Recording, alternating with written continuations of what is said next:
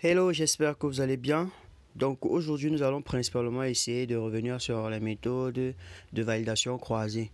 Donc la dernière fois, nous avons vu, dans la vidéo précédente, nous avons vu les différentes méthodes de validation croisée et comment est-ce qu'on pouvait choisir un modèle adapté en fonction de l'objectif de votre travail, en fonction de ce que vous êtes en train de faire. Donc aujourd'hui, nous allons essayer de prendre un cas pratique sur Python. Nous allons essayer d'implémenter dans chacune des méthodes que nous avons vues et en fonction des données que nous allons générer, nous allons essayer de voir comment est-ce que se comportent les différents résultats. Donc ici là maintenant, nous allons tout simplement commencer par générer notre base de données avec laquelle nous allons travailler. Donc, dans cette base de données, comme vous voyez, nous allons importer la bibliothèque NumPy et Python. Ensuite, nous allons générer une reproductibilité des données. Nous allons essayer de générer les points compris entre 10 et 1000 de X et de Y avec la ligne de code que vous voyez. Donc, on va générer des points pour X et pour Y. Ensuite, donc, on va créer notre data frame. On va convertir ces points en data frame. Et on va sauvegarder notre base de données que nous allons appeler GeoScience Data.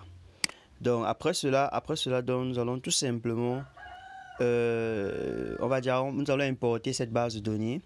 Et puis, nous allons importer la base de données que nous avons déjà générée plus haut. Après, donc, nous allons subdiviser la base de données en données d'entraînement, données de sélection, données d'entraînement et données test. Donc, on a converti les X et les Y ici en deux variables. La variable X représente les tags et les features, les targets et l'autre, et les features, et les Y correspondent aux targets. Donc, la dernière fois, nous avions parlé de plusieurs méthodes, à savoir plusieurs méthodes de validation croisée, à savoir le keyfold, le scratchfield fold, le leaf one out et le shelf split. Donc, nous allons essayer d'implémenter dans chacune de ces méthodes et aujourd'hui, avec des données, essayer de voir comment est-ce que ces méthodes se comportent ou alors quels sont les résultats qu'on peut obtenir en fonction des différentes méthodes. Donc, sans plus tarder, nous allons commencer avec la méthode du keyfold. Alors, nous allons importer la base de données scikit-learn parce que c'est avec elle que nous allons travailler. Nous allons prendre la fonction keyfold Trust Validation Score pour pouvoir effectuer la validation avec la méthode keyfold. Le keyfold ici, là, ce sont les différents intervalles, comme nous avions expliqué la dernière fois, qui vont nous permettre au travers, on va prendre un modèle de régression linéaire.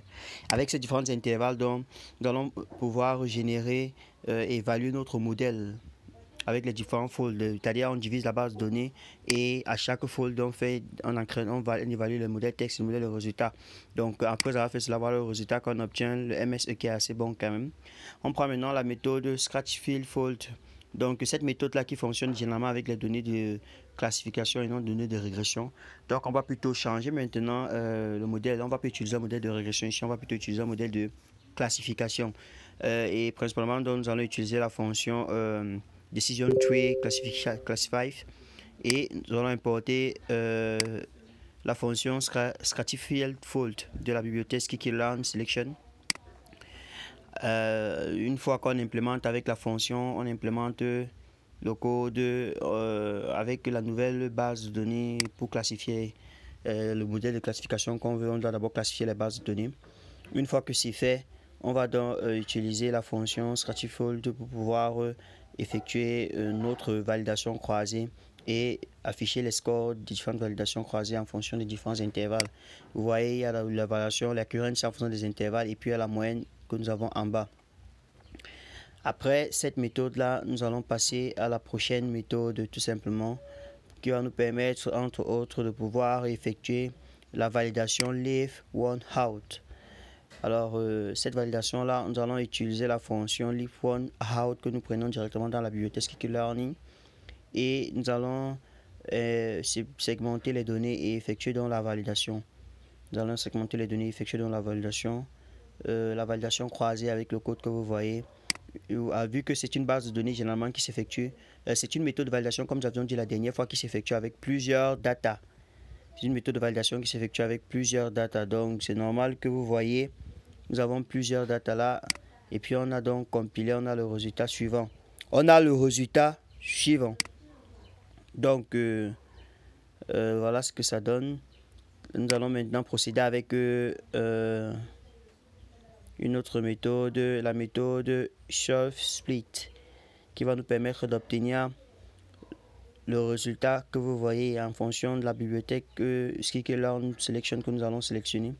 Et nous allons implémenter avec le code que vous voyez. Nous allons faire une validation croisée et voilà les résultats que nous obtenons.